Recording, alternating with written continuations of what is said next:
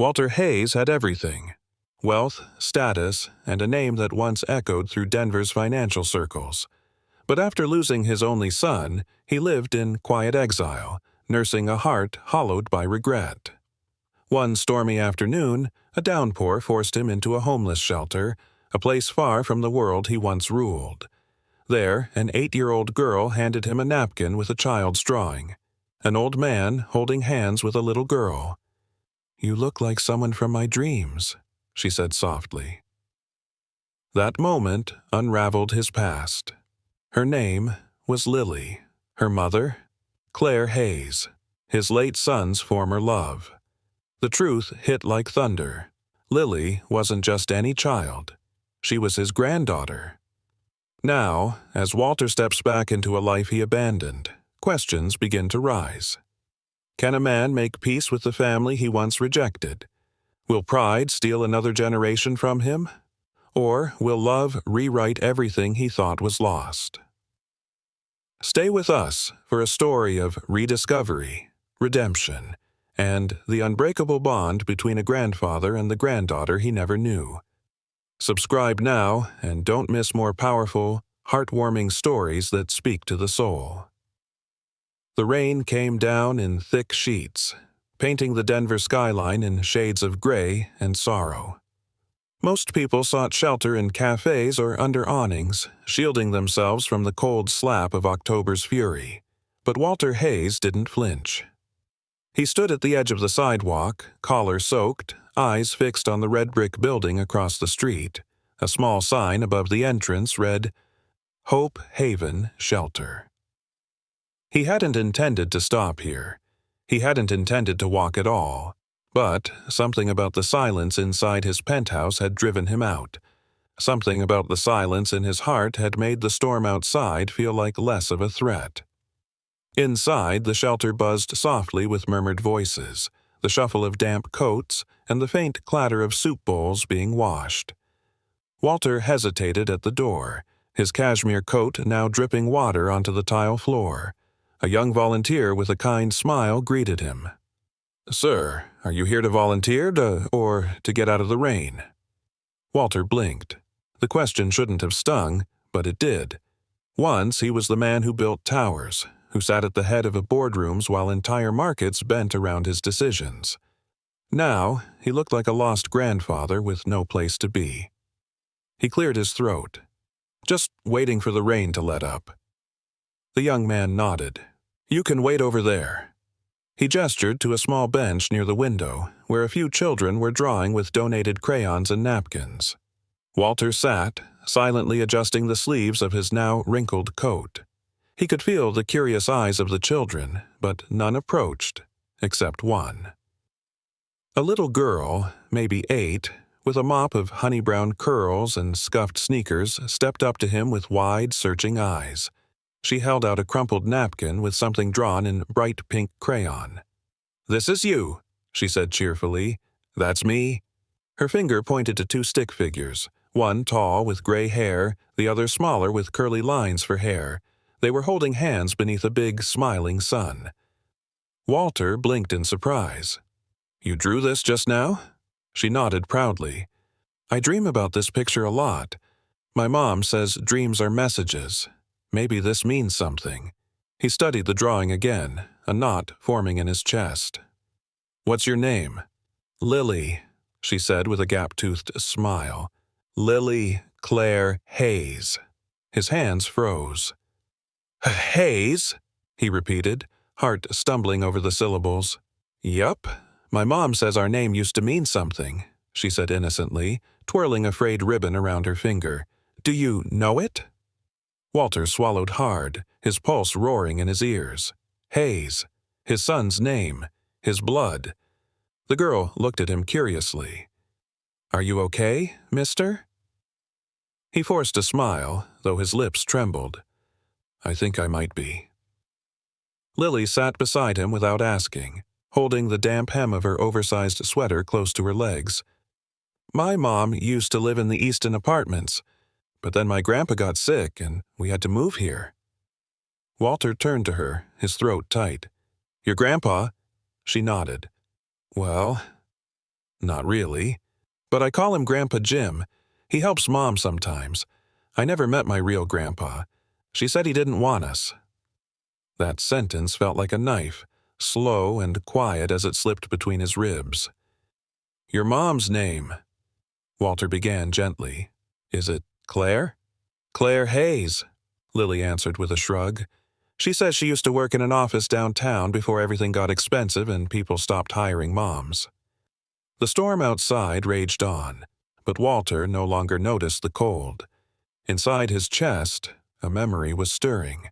A young woman with gentle eyes, her hands trembling as she tried to hold on to his son despite Walter's disapproval. A confrontation. Words said too harshly. A door slammed shut. And now, years later, this little girl sat beside him, unaware of the storm she'd just awakened in his soul. "Can I ask you something, Lily?" he asked softly. "Sure." Pointed at the drawing. "Why do you think we're holding hands?" She shrugged, then smiled. "Because you look like someone who forgot how to be hugged." Walter looked away, the sting behind his eyes impossible to hide. Across the room, a staff member called, "Dinner's ready!" Lily jumped up, then looked back at him. "Do you want to sit with me and Mom?" He opened his mouth. Nothing came out. But then, after a beat, he simply nodded. And in that moment, drenched, humbled, and completely unprepared, Walter Hayes took his first step toward the life he never knew he'd lost. Walter followed Lily through the narrow hallway of the shelter, the soles of his leather shoes clicking faintly against the linoleum floor. The smell of tomato soup wafted from the kitchen, mingling with the sharper scent of disinfectant and old linoleum. He felt out of place, an aging man in a tailored wool coat among children in hand-me-down jackets and women with eyes too tired for their years. And yet, he couldn't turn back, not after what he'd just heard. The dining area was crowded but quiet, a kind of reverent silence that came from people grateful simply to eat. Lily led him to a long folding table where a woman was pouring soup into mismatched bowls. She looked up as Lily approached, brushing a lock of auburn hair behind her ear. Her movements were careful, practiced. "Mom," Lily chirped, "this is the man from the picture." Walter's breath caught in his throat. Claire. The years had softened her, but there was no mistaking the shape of her jaw, the curve of her lips, or the quiet fire in her eyes. She looked older, yes, more weathered, but undeniably the same woman he'd once rejected from his son's life with the cold decisiveness of a man who thought he knew best. Claire's eyes moved from Lily to Walter, and in a single breath her posture changed. She set down the ladle slowly, cautiously, her gaze narrowing with each passing second. "Lily," she said gently, "why don't you go grab some crackers?" "But, please." Lily huffed softly, then skipped toward the kitchen, humming to herself. Claire turned back to Walter, her voice calm but firm. "What are you doing here?" Walter opened his mouth, but the words tangled behind the weight of shame. "I didn't know, not until just now." Her eyes didn't soften. "Didn't know what?" "That she exists," he said plainly. That you had a daughter." Claire exhaled through her nose, folding her arms. "You made it pretty clear I wasn't welcome in your family. I figured you wouldn't care to know anything beyond that." Walter winced. "Claire, I was wrong. I was proud. Stupidly proud."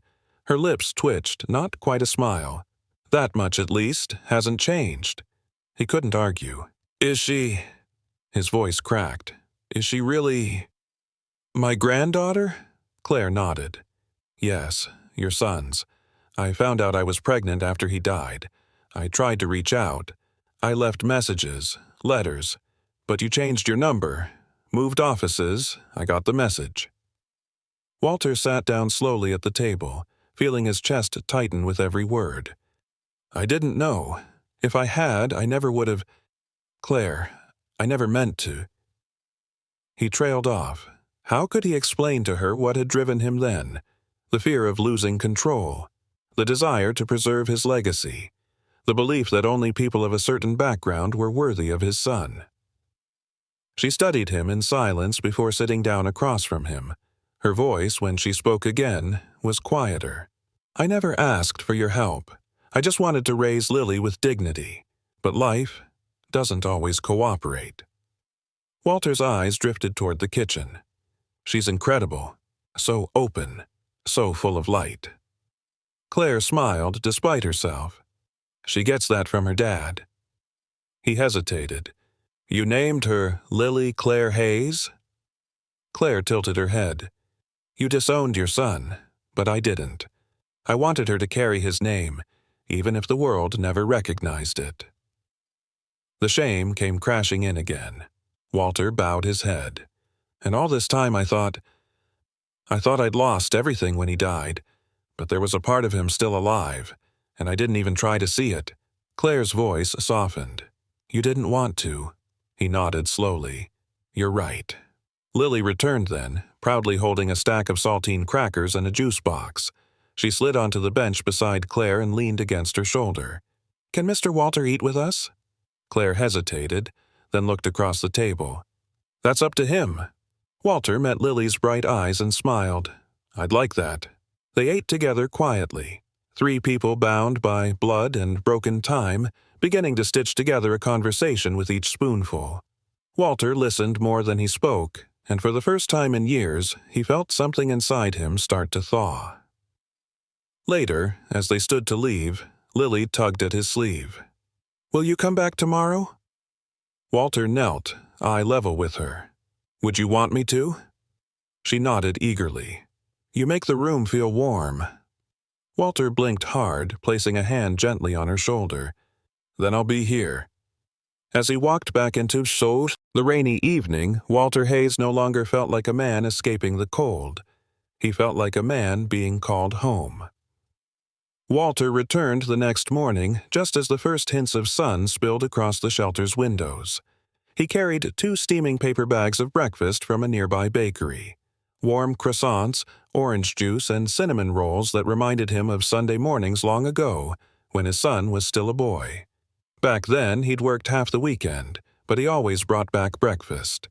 It was the only peace they had before the world pulled them apart again. Claire met him at the door, her expression guarded but not hostile. She glanced at the bags, then back at him. "You didn't have to do that." "I know," Walter said gently, "but I wanted to." Claire hesitated, then stepped aside. "Lily's finishing up a drawing. She's been waiting for you." He followed her into the common room, where Lily sat on a faded beanbag near the window, hunched over a large sketchbook that looked much too worn for a child her age. The pages were crinkled at the edges, some smudged, others peppered with tiny fingerprints of charcoal and pastel dust. When she looked up and saw Walter, her whole face lit up. "Mr. Walter, you came back." He smiled warmly. "Of course I did, and I brought breakfast." "Claire Hayes, are we allowed to eat cinnamon rolls for breakfast today?" Lily asked with a mischievous grin.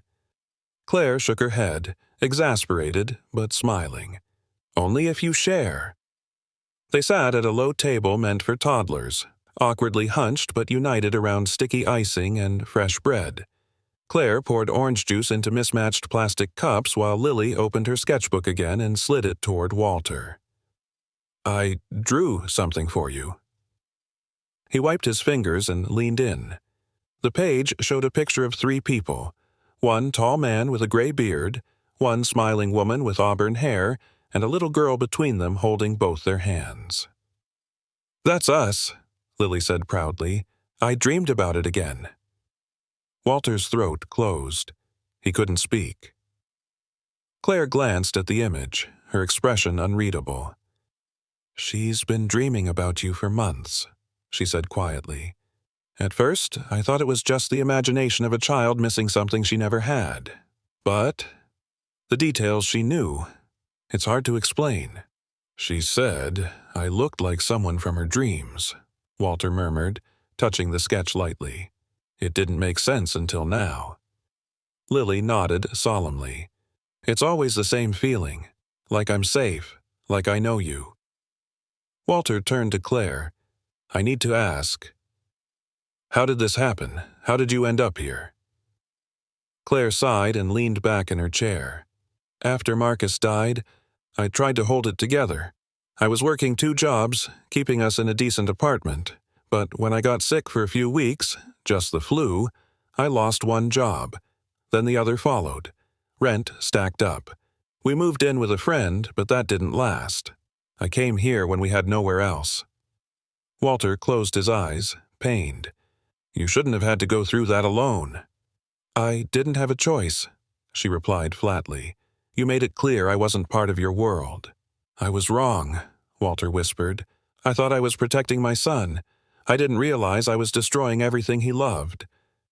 Claire didn't respond right away. Instead, she watched Lily color in the corner of her drawing with a small purple crayon. "We don't want charity," she said eventually. "If you're just here to fix what's broken with a check, please don't."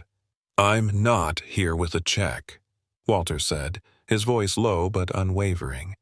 "I'm here because I can't let another day go by not knowing my granddaughter, not being part of her life, and not honoring the memory of the man I failed."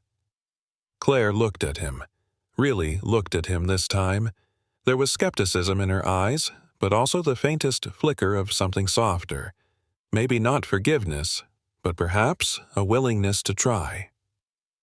Lily broke the silence. "Can we go to the park today?" Claire started to object, but Walter spoke first. "Yes, let's go to the park." The 3 of them walked the few blocks to the nearest playground. The sun had broken through the clouds fully now, warming the pavement and lighting the tops of trees still heavy with autumn leaves. Lily ran ahead, her laughter bouncing off the buildings around them. Walter watched her, stunned by the joy in such a small frame. "She's resilient." "She had to be," Claire replied quietly. "But that doesn't mean she shouldn't have more." Walter nodded, eyes still on Lily. "Let me help. Not out of guilt, out of love." Claire turned to him, her voice barely audible. "We'll see." It wasn't a yes, but it wasn't a no. As Lily shouted for them to join her on the swings, Walter took a step forward, tentative, hopeful. The air didn't feel quite so heavy anymore. And for the first time in years, he felt the weight of regret being replaced by something else. Possibility. The sun lingered low in the sky as Walter stood in the cramped entryway of the 1-bedroom apartment Claire called home. It wasn't much, just a narrow hallway leading into a modest living space with scuffed laminate floors, mismatched furniture, and walls that bore the faded shadows of happier memories. But it was clean, and Lily's drawings filled the place with more color than any mansion Walter had ever walked through. Claire moved around the room, clearing dishes from the tiny table with deliberate care, trying to avoid his eyes.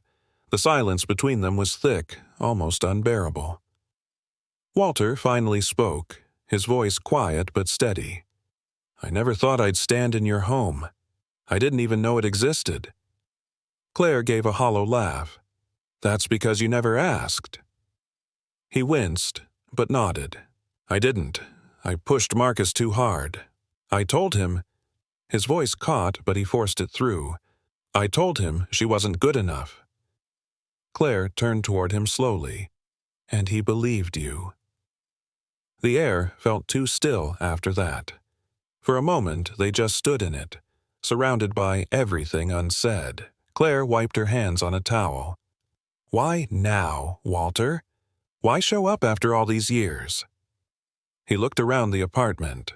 The corner where Lily had set up a blanket fort with her dolls, the tiny bookshelf filled with well-worn children's books, the photo on the side table of Claire holding a baby wrapped in a pink blanket. His granddaughter, his blood. "Because I met Lily," he said honestly, "and she drew a picture of me holding her hand, before she even knew who I was. That moment, it cracked something open inside me I didn't even know was still there." Claire stared at him, her jaw tightening, arms folded across her chest. "I know I can't fix what I broke," Walter continued, voice rough with emotion. "But I'd like to start by helping you, and her. Whatever that means to you. She studied him, her eyes narrowed. And what? Sweep in with your money? Buy us a better apartment? Buy her love? You think that's what she needs? No, Walter replied quickly. I think she needs time. She needs stability. And I think... His voice softened. She needs to know she has family who want to show up and stay. Claire hesitated and then said, almost too softly, She's never even had a real bed, Walter. He nodded slowly. Then let's start there. They stood in silence again, this one not quite as painful, not quite as bitter. A sudden knock at the door broke the moment. Claire opened it cautiously, revealing Mrs. DeWitt, their neighbor from across the hall. Her curly white hair was tucked into a scarf, and she clutched a plastic grocery bag. Just dropping off those canned beans I promised Claire. Didn't mean to interrupt. Claire smiled gently. Thank you, Mrs. DeWitt. That's kind of you. The older woman's eyes shifted to Walter, and her brow arched. You must be Lily's grandfather. She talks about you now. Calls you the man from the shelter. She chuckled. Draws you a lot, too. Walter blinked, caught off guard.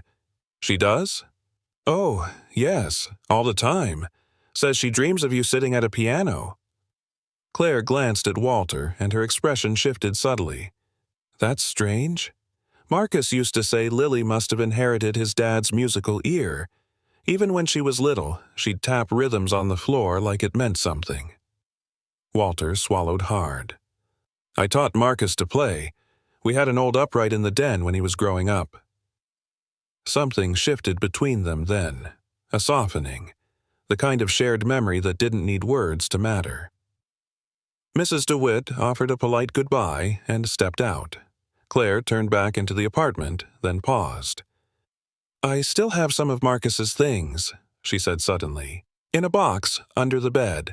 I couldn't bring myself to throw them away. Walter stepped forward. Can I see them? She hesitated again, then nodded, disappearing into the bedroom and returning a moment later with a weathered shoebox. Walter took it in his hands as if it were made of glass. He sat slowly on the couch, opening the lid. Inside were pieces of a life he'd shut out too soon. An old-school ID, a broken guitar pick, a faded photo of Marcus holding a baby Lily in his arms. Walter stared at it, his fingers trembling. He looks happy. Claire sat beside him. He was. Even when it was hard, he loved being her dad. That never changed. Walter looked up at her, his eyes wet but unwavering. I wish I'd seen that when it mattered. Claire didn't reply, but her silence was no longer sharp. It was reflective, maybe even understanding. Lily came bounding in from the hallway just then, carrying a wrinkled piece of construction paper. Grandpa Walter, I drew a new picture. It's us, but this time we're planting flowers in a garden. Walter smiled and reached for her hand. That sounds like a beautiful place to start. And just like that, something between them began to bloom. The following morning began not with alarm clocks or board meetings, but with the soft sounds of a child humming from the next room.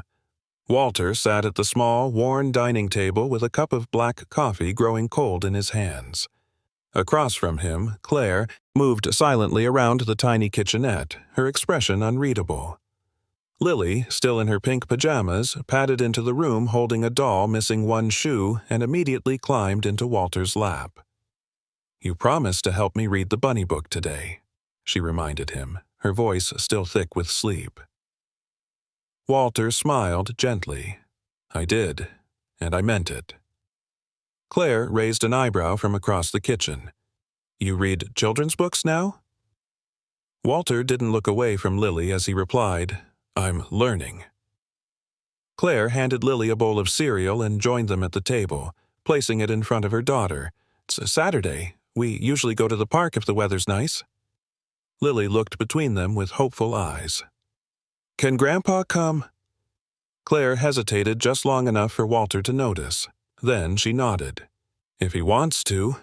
I'd like that, Walter said quickly, surprising himself with how much he meant it. They arrived at the neighborhood park a little before noon, its modest playground dotted with children and sun-worn benches. Walter walked slightly behind Claire and Lily, hands in his pockets, unsure where he fit in this slow-paced world. But when Lily ran ahead to climb the jungle gym, Walter followed, taking a seat on a bench just beneath her.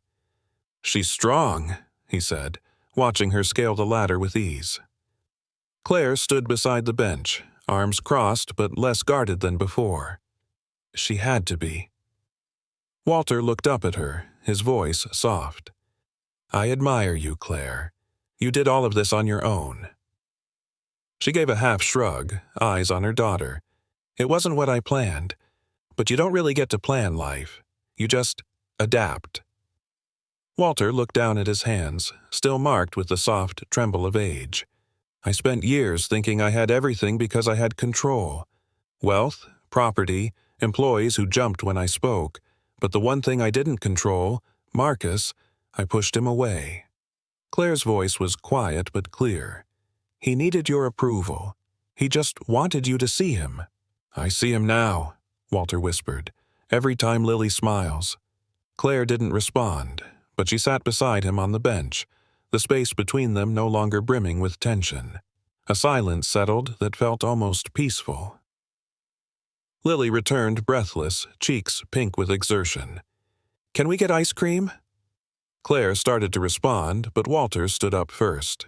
"Yes," he said, reaching for her hand. "Let's go." They walked together to a nearby corner stand. Claire skeptical, Lily bouncing, Walter oddly nervous. He ordered 3 cones, fumbling with the unfamiliar small bills in his wallet. When he handed Lily her chocolate swirl, her eyes lit up as though he'd handed her gold. "This is the best day ever," she declared, swinging her legs from the picnic bench. Walter and Claire shared a look, one filled with wonder and unease. They knew joy like that could be fragile. That evening, back at the apartment, Walter lingered. He found himself sweeping crumbs from the table, folding Lily's blanket, offering to fix a squeaky hinge on the bathroom door. When Claire finally asked, "Why are you still here?" he hesitated before answering. "I don't know how to leave," he admitted. "Not now." Claire tilted her head, genuinely studying him. "You left before." "I was afraid then, and proud. But I've already lost too much. I'm not going to lose her too." Lily called from the bedroom. "Grandpa, you forgot your bunny book." Walter smiled, then looked back at Claire. "I can stay on the couch tonight, if it's all right." Claire didn't answer immediately, but eventually she sighed and nodded. "One night, we'll see." Walter read the bunny book to Lily 3 times. She corrected him when he skipped words and curled into his chest like it was the most natural thing in the world. When she finally fell asleep, Walter remained still, watching the soft rise and fall of her breath, her tiny hand still clinging to his. In the living room, Claire waited with crossed arms and tired eyes. Walter sat across from her on the couch, unsure of the rules anymore. "She loves you already," Claire said. Walter swallowed. "I love her too." Claire nodded slowly, her eyes glassy but strong. "Then don't hurt her. Don't promise what you can't give." Walter leaned forward, voice trembling. "I'm not the man I was, Claire. I don't want to be. I just want to be part of this, whatever this becomes." For the first time, Claire didn't push him away.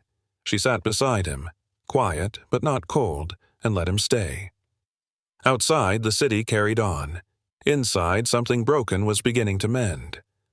Walter awoke to the scent of something faintly sweet and the distant sound of humming. He blinked against the early light that filtered through the living room blinds, his back aching from a night on the too small couch. But the discomfort didn't matter. What mattered was the unmistakable sound of Lily's voice, softly singing off key in the kitchen. He sat up slowly, listening as she chatted away to herself. A few moments later, she poked her head into the living room. "Morning, Grandpa," she said brightly, her hair a tousled halo around her head. "Mom said I could make toast." Walter smiled, moved by her innocent pride. That's so. Well, that's quite the responsibility. Claire's voice came next, a bit wary but kind. It's mostly just her pressing the button, but she's convinced she's cooking. Walter stood, rubbing his shoulder as he walked into the kitchen. The space was small, with just enough room for a table and 2 chairs. Lily had already laid out plates and a jar of strawberry jam, her face beaming as she pointed proudly to the slice of toast on his plate. "It's not burned," she declared. Walter grinned, sitting down. "Then it's already better than what I usually make." Claire, still in her robe, leaned against the counter, arms folded. She was watching him more closely now, her defenses lowering day by day, though never completely gone. "I have to go in for a few hours today," she said. "Double shift. Can you stay with her?" Walter looked up, surprised by the question, and even more surprised by his immediate answer. "Of course." Claire's eyes softened. "She trusts you." "I won't let her down." She nodded. "I know." By mid-morning, Lily had transformed the apartment into what she called her Grand Adventure Camp. Blankets were draped over chairs to form tents. Walter, now wearing a construction paper crown she'd made, crawled through tunnels of sheets on all fours, laughing harder than he had in decades. "Next mission," Lily announced seriously, "is snack making. Chef Lily and her assistant Grandpa must prepare peanut butter crackers for the kingdom." Walter bowed low. "At your service, my queen." In the kitchen they worked side by side, her hands sticky with peanut butter, his shaking slightly as he tried to align the crackers just right. She chattered the whole time, about school, about her favorite books, about a dream she had once where a turtle taught her to fly. Walter listened, mesmerized not just by her stories, but by the warmth her presence brought to the room. After lunch, while Lily napped with her head in his lap, Walter's eyes wandered the apartment. His gaze settled on a bookshelf stacked with children's books, a few framed photographs, and, buried between 2 cookbooks, a worn black notebook. He carefully slid it free. Inside were sketches, amateur but full of heart. Some were of flowers, some of cityscapes. But what stopped him cold were the portraits of a man he recognized, his son. Drawn from memory, Claire had drawn them. As Lily stirred, Walter closed the notebook and returned it, his heart suddenly heavy. Later that evening, Claire returned home, tired but grateful to see Lily still bouncing with energy. "We made castles," Lily said, "and Grandpa says turtles can't fly, but I think they just don't try hard enough." Claire chuckled, brushing a kiss onto her daughter's forehead. "That sounds about right." Walter stood by the door, keys in hand. "I should head out. Let you rest." Claire hesitated. "You don't have to rush off." Walter blinked. "You sure?" Claire glanced at Lily, then back at him. "Yeah, she's happier when you're here." Walter tucked his keys back into his pocket. "Then I'll stay a little longer." Claire sat at the small kitchen table, resting her chin in her hand. "She asked me last night why she never met you before. I didn't know what to say." Walter sat across from her. "Tell her I made a mistake, and that I'm trying to make it right now." Claire nodded slowly. "She's just a kid, but she's already had to be strong for both of us." "I see that," he said softly. "She reminds me of Marcus, his spirit." At that, Claire's eyes filled with tears she tried to blink away. "He would have been a great dad." Walter swallowed hard. "I wasn't a great one. Not to him." "You're trying to be one now. To her," Claire replied, voice trembling. "That's not nothing." Walter reached for her hand, hesitating, then letting his fingers brush hers gently. "Whatever time I have left, I want it to mean something." Claire didn't pull away. "Then start with bedtime stories and peanut butter crackers." He smiled, eyes glistening. "Done." Outside, the city lights blinked softly in the night. Inside, the past hadn't vanished, but it had finally stopped haunting. It had started healing. The days following were filled with small, quiet miracles. Each morning, Walter showed up at Claire and Lily's modest apartment before the sun had fully warmed the sidewalks. He'd knock once, always gentle, never assuming, and each time Lily would fling the door open with a grin wide enough to split clouds. Today, Claire stood at the kitchen sink, sleeves rolled up, scrubbing a stubborn stain from Lily's only good cardigan. The sunlight hit her hair just right, turning it into burnished gold, and for a moment Walter was transported back 20 years, when she'd first come to their home, nervous and hopeful, clutching Marcus's hand. He cleared his throat softly. I brought something. Claire turned, arching a brow playfully. What is it this time? Another set of storybooks? More drawing paper? Walter stepped aside, revealing a potted tomato plant balanced in his arms. I thought Lily might like to grow something of her own. Claire blinked, clearly caught off guard. You garden? I used to, he said quietly, setting the pot on the table. Marcus helped me when he was little. We used to sneak cherry tomatoes before your mom could pick them. She smiled, something wistful catching in her eyes. He never told me that. Walter looked down. There was a lot I didn't tell him either. Lily ran into the room, her eyes lighting up when she saw the plant. Is that for me? Walter nodded. Only if you promise to water it and talk to it. Plants like stories. Lily leaned close, whispering to the tomato plant like it was a secret friend. Claire watched, arms crossed over her chest, silent for a long moment. I know what you're doing, she said softly when Lily ran off to grab markers to make a label for her new friend. Walter turned to her, confusion knitting his brow. What do you mean? Claire hesitated. You're making space. For yourself. In her world. In mine. His voice was quiet but firm. Is that a problem? No, she said after a pause. Just unexpected. Walter stepped closer. Claire, I'm not trying to erase the years. I know I don't get to just walk in and take up the father role like nothing happened. She folded her arms tighter. Then what are you trying to do? I'm trying to be useful. Present. Someone Lily can count on. Someone you can count on. Claire looked away, struggling with the emotion welling in her chest. She wanted to believe him. She really did. But years of survival had taught her that hope was a dangerous thing. Later that week, Walter invited them both to visit his house in Cherry Creek. Claire resisted at first. It's not our world, she said. She's happy with what we have. But she could have more money, Walter answered. Not just money, space, freedom. She deserves it. Claire gave in, not because of the house, but because Lily begged to see the piano Walter had promised was as big as a whale. When they arrived, Claire's breath caught. The house wasn't a mansion in the gaudy sense. It was quiet, elegant, a place designed for peace. In the backyard, the old garden beds Marcus once played in had gone to weeds. Walter knelt down, tugging at the overgrowth. I thought we could clear this together. Start fresh. Lily knelt beside him without hesitation. Can I grow strawberries? Anything you like.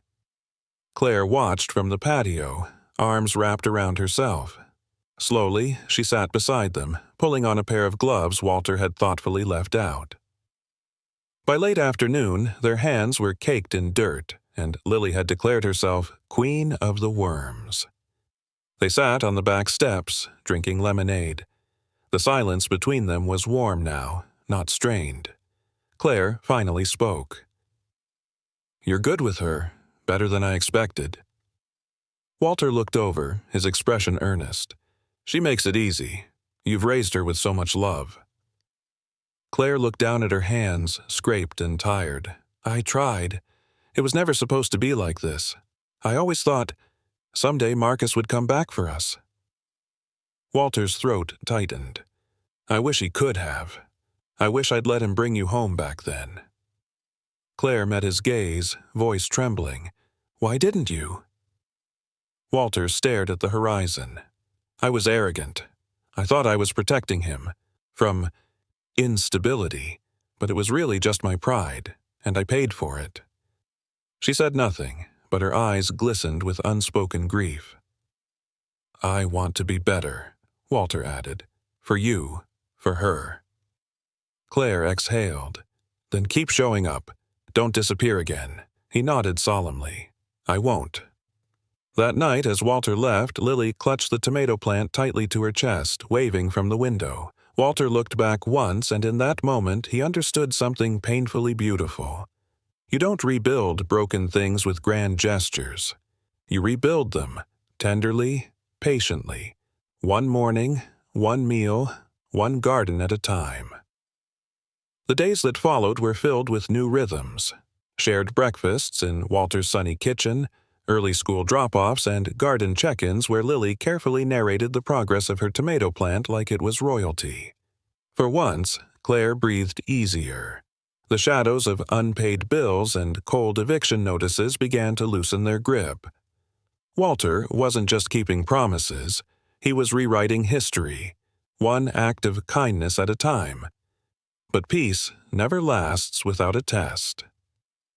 It started with a knock at the door. Claire opened it to find a man in a crisp suit standing with a document in hand and a gaze far too calculating. Claire Hayes? He asked smoothly. Yes, she replied, instinctively pulling Lily behind her. I'm here on behalf of Mr. Richard Shaw. He's filing a petition in probate court challenging the recent revisions to Mr. Walter Hayes's estate planning documents. Claire blinked. What are you talking about? The man smirked, like he had been waiting for that question.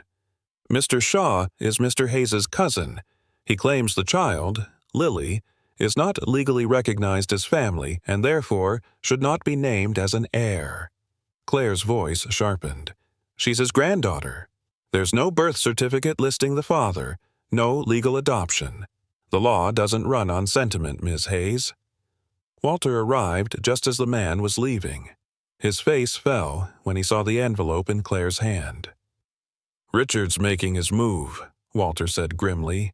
Is this real? Claire asked, already knowing the answer in her bones. Walter nodded solemnly. He's always hovered like a vulture. I never thought he'd stoop this low. Inside the house, Claire paced, the floor creaking under her bare feet. He's trying to erase her like she doesn't matter, like she's just convenient. Walter sat at the edge of the couch, hands steepled. That man never cared about this family until it involved money. Claire's eyes were glassy but fierce. We've worked so hard to build something here. Lily finally feels safe. We can't let him rip that apart. We won't, Walter said with quiet conviction. I've already called my lawyer. But legally, she hesitated. He's not wrong, is he? There's no documentation proving Marcus was Lily's father. Walter looked at her gently. Would you be willing to get a DNA test? Claire paused. If it means protecting her, yes, but I hate the implication, like we owe someone proof of her worth. Walter's voice cracked with emotion. I know. I hate it too. But we'll do this on our terms. The next day, Walter and Claire brought Lily to the clinic. Is it gonna hurt? Lily asked, nervously watching the technician swab her cheek. Just a tickle, Walter said, squeezing her hand gently. You're the bravest girl I know. When the swabs were done and sent off to the lab, the waiting began. A tense, silent countdown that settled over the household like fog. Meanwhile, Richard's legal team leaked the story to the press. Tabloid headlines exploded. Finance, Titan names. Unknown child as sole heir. Family outraged. Claire's phone buzzed with journalists pretending to care, pushing for quotes. One even followed her and Lily home from the market, camera flashing until Walter's security team intervened. At dinner that night, Lily sat unusually quiet, poking her macaroni with a fork. Walter leaned in gently. Lily Bean, what's going on in that mind of yours? Her eyes lifted slowly. Are we in trouble? Claire reached across the table, placing her hand over Lily's. "No, baby. We're just dealing with some people who don't understand what family really means." Lily looked at Walter. "But if they say I'm not family, do I still get to stay?" Walter's eyes welled up. He stood, rounded the table, and knelt beside her. "Sweetheart, no piece of paper will ever matter more than what I know in my heart. You're my granddaughter. That's forever." Lily's voice wavered. "But you didn't even know me before." Walter swallowed hard. "I didn't know, but now that I do, I'll fight every day to make sure you never feel left out again." Claire watched, her hand covering her mouth. She had never seen Walter like this, unguarded, completely raw, and it shook her. The next morning brought an envelope via express courier. Walter opened it in front of Claire and Lily. The DNA results were conclusive. Probability of grandpaternal relationship, 99.98%. Claire exhaled sharply, her knees nearly giving out. Walter simply nodded, tears brimming. They can't touch her now. A press conference was called that afternoon. Walter stood at the podium, Claire beside him, Lily holding both their hands. "I once believed legacy meant balance sheets and buildings with your name on them," Walter began, his voice strong yet warm. "But legacy, it's who you protect, who you love. This is my family, and no amount of doubt, greed, or old laws will change that." The crowd applauded, reporters momentarily forgetting their cynicism. Claire looked at him as the cameras flashed and murmured just loud enough, "You really meant all of this, didn't you?" Walter didn't hesitate. Every word. That night, as Lily placed her tomato plant on the windowsill of the guest room she'd started calling her own, she whispered, "Good night, Grandpa. We did it." Walter, standing in the doorway, replied softly, "We sure did."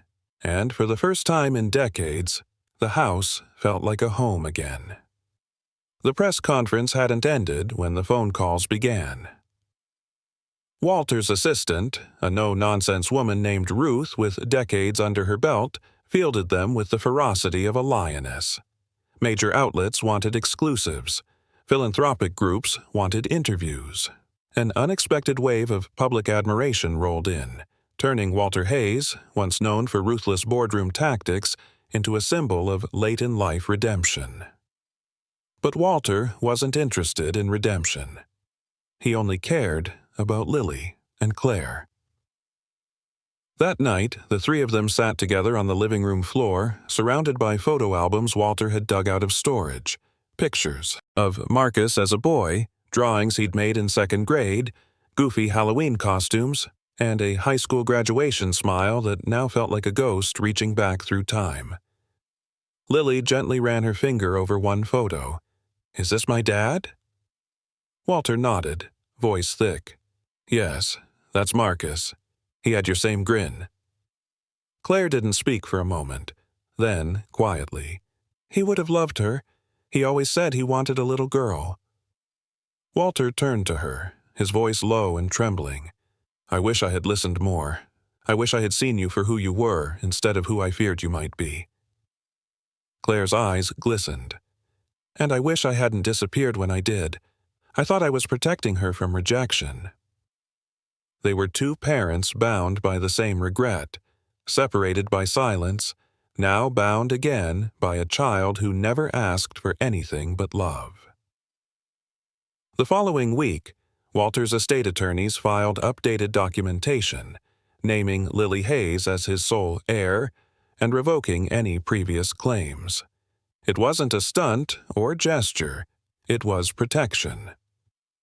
At the official reading of the revised will, Walter stood in front of his extended family, staff, and legal advisors, his voice deliberate. "I once believed wealth should only go to those who could handle it. But what does that mean if not the ability to give, to grow, to love? This is my granddaughter, and this is her future.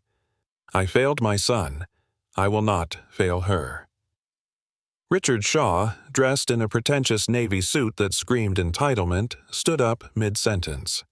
"This is absurd! This girl doesn't even bear the Hayes name." "She will," Walter interrupted calmly. "The paperwork's already in motion." Richard's face turned a sickly red. "You're being manipulated." "Enough," Walter said, not with anger, but with such unwavering calm that it landed harder than any shout. "Lily is the only family I have left that matters." Richard stormed out, slamming the door so hard it echoed like a final goodbye. After the will signing, Walter took Lily to a community garden on the edge of Denver, one he'd once funded years ago, but hadn't visited since. "I want you to plant something," he said, handing her a small bag of wildflower seeds. Lily looked up at him curiously. "Why?" "Because you're part of this place now, and this soil needs something new, just like we did." She kneeled down, carefully pressing her palms into the soil, scattering the seeds with delicate purpose. Claire watched from a bench nearby, her arms folded against the autumn wind. Her heart ached, grateful, overwhelmed, and quietly terrified that it could all be taken away again. Later that evening, while Lily was in the bath, Claire sat with Walter by the fireplace, the room quiet except for the crackling wood. "Why now?" she asked softly. Walter didn't pretend to misunderstand. "I suppose the world gave me a second chance, and I finally had the courage not to waste it." Claire sighed. "It scares me how fast everything's changed." He looked at her honestly. "I'm scared, too, but I also know we can't go backward." Then he reached for an envelope on the coffee table. "I want you to see this." He handed it to her. Claire opened it to find a printed letter, a formal court petition from Walter to be legally recognized as Lily's guardian, in the event anything ever happened to Claire. Claire's hand shook.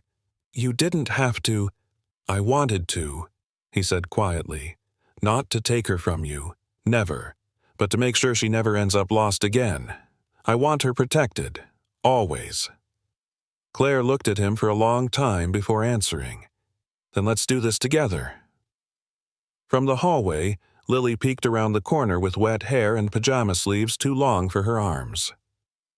"Mom? Grandpa?" Walter held out his arms. "Come here, kiddo." She rushed in, curling up between them without hesitation. That night, the warmth wasn't just from the fire. It came from three people who'd found their way through grief, pride, and years of separation to something far stronger than blood. They found family, and for the first time in decades, Walter Hayes didn't feel old. He felt home. Claire hadn't stepped outside all day.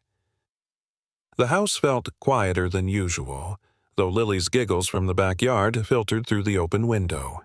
Walter had taught her how to prune the rose bushes that morning, and now she was on a mission to save every flower in Denver. Claire sat by the kitchen table, a mug of untouched tea in her hand, her phone buzzing again and again. News alerts, messages, calls from numbers she didn't recognize. She tapped one open, another headline. "Former finance mogul rewrites legacy. Granddaughter emerges as sole heir." Underneath, a smiling photo of Lily and Walter at the garden, her small hand in his weathered one. The media frenzy had erupted overnight. A staff member from the law office must have leaked the will. Claire's heart ached. Not from shame, but fear. Not for herself, for Lily. The world had a way of devouring beautiful things once they became public. Walter entered the room moments later, still in his gardening gloves. "Did you see it?" he asked gently. Claire didn't look up. "It's everywhere, Walter. She's a child. She's not ready for that kind of attention." "I know," he replied soberly, pulling the gloves off and sitting across from her. "Neither am I, but I'm not letting this turn into a circus." Claire shook her head. "This was never supposed to happen. I just wanted her to have a normal life. Quiet. Safe." Walter leaned forward. his voice low, deliberate. "Claire, I'll protect her with everything I have, and not just from strangers or reporters, but from people who might try to twist her story for their own gain." She finally looked at him. "Then we do this together, not just legally, not just with paperwork. I mean really together." Walter nodded. "I want that too." Just as he spoke, his assistant Ruth called from the entryway. "Walter, you need to see this." They stepped into the living room where the television played muted footage of a news segment. Claire turned up the volume. And, in a shocking twist, a man named Malcolm Hayes, a distant relative of the late Marcus Hayes, has filed for emergency injunction, claiming that Walter Hayes' new heir, Lily, lacks proper documentation proving her parentage. Claire froze. The screen displayed a suited man standing before microphones, his slicked-back hair and smug smile framed by polished sound bites. Walter's fists clenched at his sides. "He's trying to discredit her." Claire's face turned pale. "He's doing it because of the inheritance, because you took her in." Ruth muted the TV. "He's citing outdated bylaws in the family trust that could require a DNA test or notarized birth record." Claire bit her lip. "We never filed a revised birth certificate. I didn't know who to list. Marcus was gone." Silence hung thick in the room. Then Walter stepped away, pulled out his phone, and dialed quickly. "James," he said to his lawyer, "we're going to war." That night, Walter released a statement. Not through a PR firm, not from a podium, just him, Claire, and Lily in their garden, recorded on a single camera.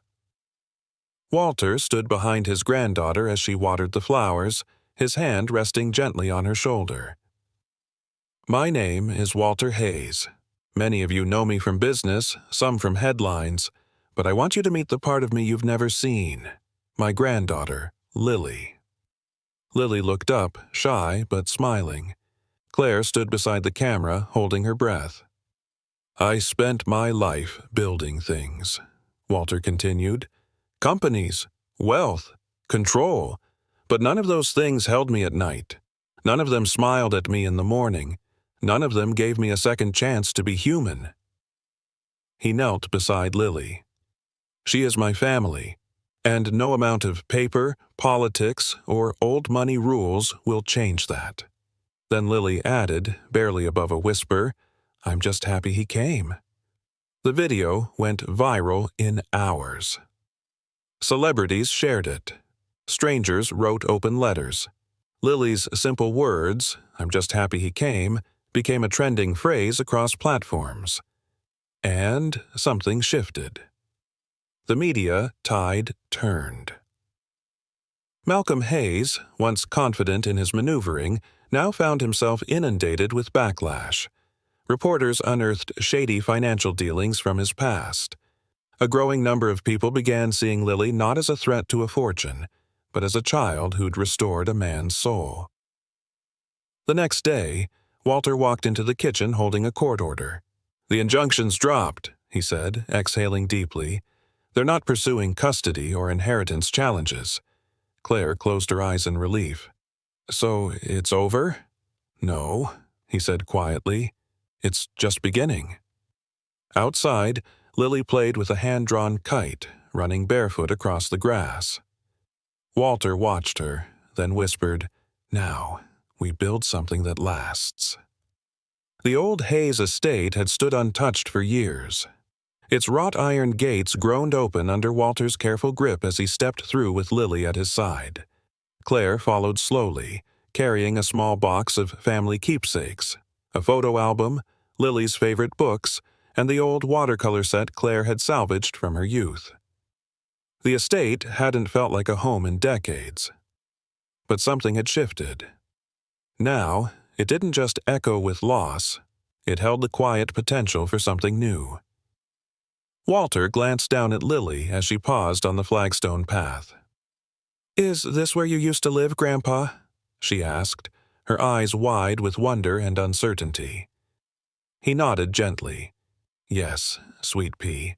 And I've been waiting far too long for someone like you to come back to it. Inside, sunlight poured through the dusty bay windows, casting soft patterns on the polished wooden floors. Walter reached for the light switch out of habit, only to realize the electricity had been reconnected just that morning. The chandelier above flickered to life. Claire set the box on the piano bench and let out a slow breath. It smells like cedar and ghosts. Walter smiled. I used to think those were the same thing. He moved through the foyer, touching the walls like greeting old friends. I built this place when Marcus was born. Every corner of it was for him. Claire's hand tightened around the back of a chair. And after he died? I tried to fill the silence with ambition, Walter said, his voice barely above a whisper. But all I really did was let it grow louder. There was a long pause. Then Lily broke it, walking toward the fireplace and lifting a dusty photo from the mantel. It was Marcus, young, beaming, holding a fishing rod. A summer day, long ago. Is that my dad? She asked. Claire's eyes welled with tears, but she nodded. Yes, that's him. Lily stared at the photo for a long time, then turned and said simply, He looks like someone who would have loved building tree houses. Walter chuckled softly, unexpectedly. He did. In fact, there's an old one out back. Want to see it? Lily nodded eagerly, and within minutes the trio stepped outside to the overgrown garden. The treehouse, perched in a sprawling oak, had weathered the years surprisingly well. Walter looked up at it as if seeing it through new eyes. I was going to tear it down, he admitted, but maybe we restore it instead. Claire smiled through her tears. That sounds like something your son would have wanted. As the days passed, the estate slowly transformed. The guest rooms were opened and aired out. Old sheets were stripped, windows polished, and laughter, real, unforced laughter, began to echo in the halls again. Walter took on projects with newfound joy. He and Lily planted a vegetable garden in the backyard. They repainted the kitchen cabinets together, Lily choosing a color called Sunshine Almond, because, as she put it, it sounds like a happy cookie. Claire resumed her freelance graphic work at a desk overlooking the garden, and for the first time in years, her designs felt inspired, not survival-driven. But it was in the evenings, after dinner, that the real healing happened. Walter would sit at the upright piano while Claire read and Lily drew nearby. One night, Lily climbed into his lap with her drawing, a picture of the three of them standing beneath the old oak tree. You can hang this on the wall, she said proudly, so people know this is our home now. Walter took the drawing in trembling hands. I'd be honored. Later that night, Claire found Walter sitting alone in Marcus's old room, the drawing still in his lap. I didn't just lose my son, Claire, he said, voice rough. I lost the chance to be a better man back then. Claire stepped into the room, her arms crossed loosely, gaze gentle. You're being that man now, and Lily sees it. He looked up, eyes red-rimmed but steady. I never apologized to you, for how I treated you, for judging you before I knew your heart. Claire swallowed. I was scared of you for a long time, Walter, but Lily, she isn't, and maybe that's what matters more than anything. He nodded slowly, silently, and for a moment the room held only understanding. The following Sunday, they invited Ruth for brunch. Fresh fruit, pancakes, and hot coffee filled the kitchen as birds chirped from the open windows. Ruth walked through the door with a wide grin. Well, if this isn't the coziest revival I've ever seen, she said. Walter laughed, pouring her a cup of coffee. We're trying a new thing here. It's called family. They raised their mugs, ceramic, mismatched, a collection of past lives coming together. To rebuilding, Walter said. To forgiving, Claire added. To tree houses and sunshine almonds, Lily declared. And in that moment, silly, sincere, and slightly chaotic, They became more than survivors. They became home. The wind rolled gently off the hills that framed the Hayes estate, brushing through the tall grass like an old friend returning home. Sunlight filtered through the oak branches, dappling the soft lawn where Lily knelt with a basket of wildflowers in her lap. Walter watched from the porch, a warm cup of tea in his hand and a blanket draped across his knees. The spring air was still crisp, but today it wasn't unwelcome. It reminded him of beginnings. Behind him, Claire finished hanging the last of the new family portraits. Each frame was a testament to a different chapter of their journey, some filled with joy, others with quiet, hard-earned redemption. One photo, taken just last weekend, sat in the center. It showed the three of them standing at the newly rebuilt treehouse. Claire had her arm around Lily's shoulder. Walter knelt at Lily's side, his smile genuine, unguarded. A family, finally whole. Claire joined him on the porch, sitting beside him as Lily continued arranging flowers in a vase shaped like a watering can. "She calls this her garden art," Claire said with a soft laugh. "Says it makes the flowers feel special." Walter chuckled. "I think she makes everything feel special." He looked at Claire, eyes filled with gentle reverence. "You know, there was a time I thought legacy meant stocks, assets, and buildings with my name on them." Claire raised an eyebrow. "And now?" He took a slow sip of his tea. "Now, I realize legacy is measured in who we show up for, who we love, who we raise, even if we arrive late." Claire rested her hand lightly over his. "You didn't just arrive, you stayed." A sudden bark of laughter erupted from the yard as Lily held up a sunflower nearly half her height and exclaimed, "This one's for Grandpa, because he's old and tall." Walter leaned back, laughing from his belly. She's not wrong. Later that evening, as dinner simmered on the stove and the smell of baked cornbread filled the air, Lily sat on the rug beside the fireplace, coloring intently. Claire watched her from the kitchen, her heart wrapped in quiet contentment. "She's been working on something since yesterday," she whispered to Walter. He nodded, eyes lingering on Lily's hunched form and moving hands. There was something reverent in the way she handled her crayons, as though each color held meaning beyond its hue. After dinner, Lily stood before the fireplace, holding a sheet of thick paper in both hands. "I made this for you, Grandpa," she said shyly, walking over to Walter and offering it with both palms. "It's us, but in the future." Walter took the drawing gently, heart swelling as he studied it. 3 figures again, him, Claire, and Lily, standing beneath a banner that read, "Family Forever." Around them were trees, a house, a garden, and little hearts drawn in the sky. And beside the treehouse a 4th figure had been added, a dog, tail wagging. Walter choked on a breath. "Is this?" Lily nodded solemnly. "We should adopt one. Every family needs a dog." Claire burst into laughter while Walter clutched the drawing to his chest like it was the most valuable document he'd ever received. "Then we'll adopt the biggest, fluffiest mutt we can find," he declared. "It's officially added to the estate." Lily clapped, her excitement lighting up the room like electricity. As night fell and the stars emerged in quiet procession above the hills, Walter tucked Lily into bed. She looked so small in the antique 4-poster, the same bed his son had once slept in. But where Marcus's childhood had been marked by pressure and silence, Lily's was filled with laughter and wildflowers. "Grandpa," she murmured sleepily, reaching for his hand. "Yes, sweetheart?" "Promise me something." He leaned closer, brushing a strand of hair from her cheek. "Anything." "Don't ever stop loving us, even when I'm old, even if I get cranky like you." Walter chuckled, emotion catching in his throat. "That's the easiest promise I'll ever keep." He kissed her forehead and stood slowly, watching as she slipped into dreams. Downstairs, he found Claire in the study, writing in a leather-bound journal. "I thought we might add this," he said, holding up Lily's drawing. to the family history.